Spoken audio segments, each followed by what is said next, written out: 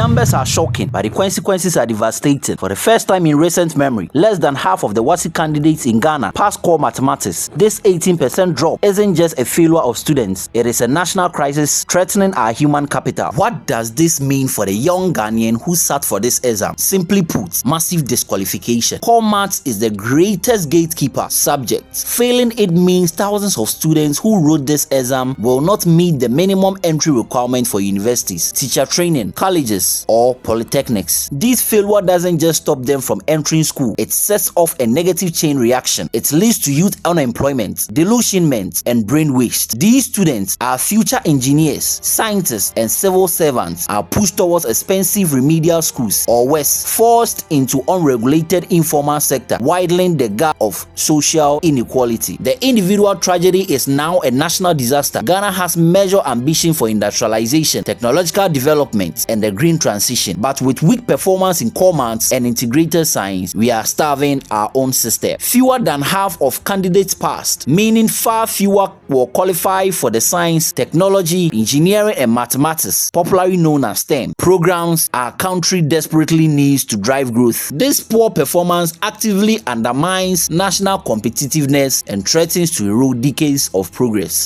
What might have been the cause to this sudden collapse in our educational system? Now, experts point out to two key things, and I would like to share them with you.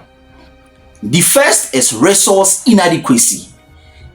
Now, experts are saying that many students did not receive their textbooks, and they are also saying that many schools do not have the basic learning materials and science labs.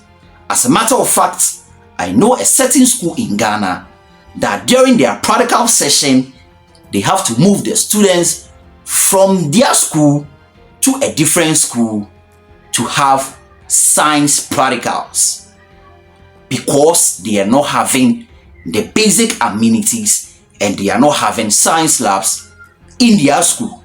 The second reason from the experts is crisis of integrity. The scale of cheating has been uncovered. Now over 7,000 results were cancelled and 35 people have been prosecuted.